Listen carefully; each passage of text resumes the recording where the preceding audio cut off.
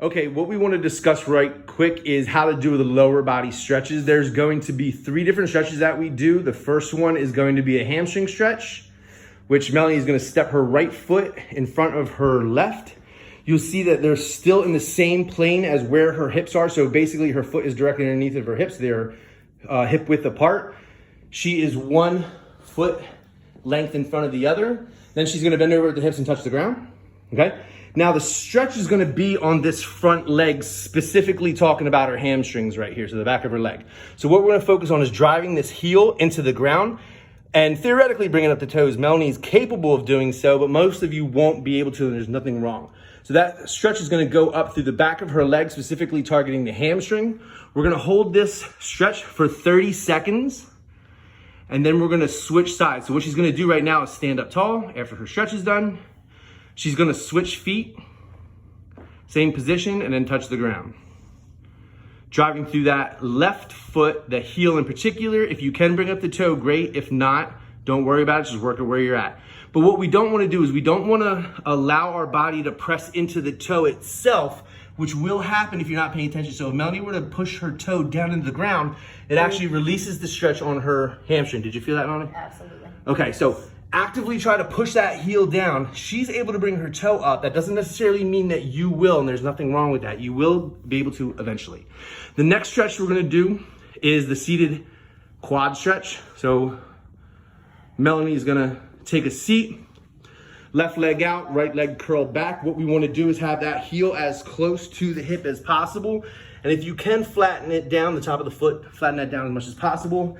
And then we're gonna try to bring our knees together as close as possible. From here, she's gonna lean back on her opposite elbow. So if she's stretching the right leg, she's gonna lean back on the left elbow.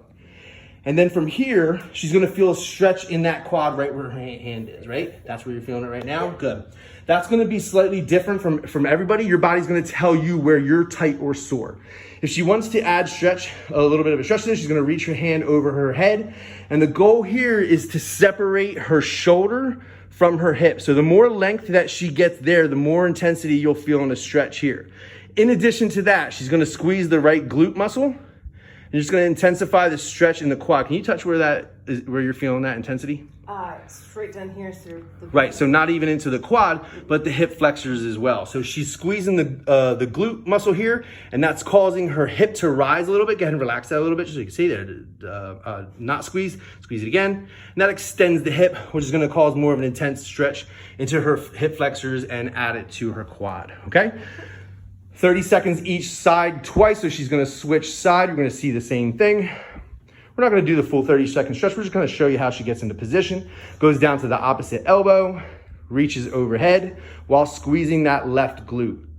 Now, if you have tight, notoriously tight quads like I do, I don't need to squeeze my left glute. I'm good just being in this position alone, okay? Over the course of time, I would start incorporating that glute squeeze to intensify the stretch in my quads, all right? Third one is gonna be pigeon. So Melanie's gonna start out in her plank position. She's gonna bring her right knee up to her right elbow, place that knee on the ground.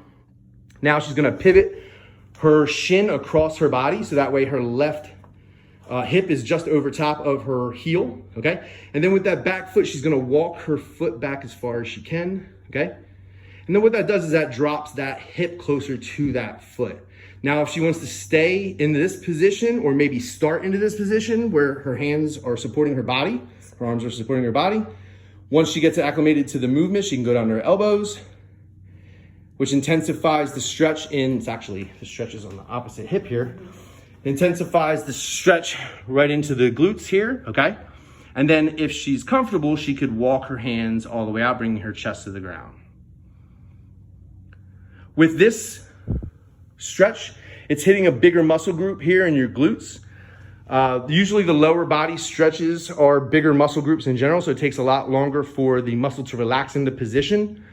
So we would say anywhere from 30 seconds to 60 seconds on each side, and you could do that twice. So you do the right hand side first, you do the left hand side, back to the right hand side and to the left.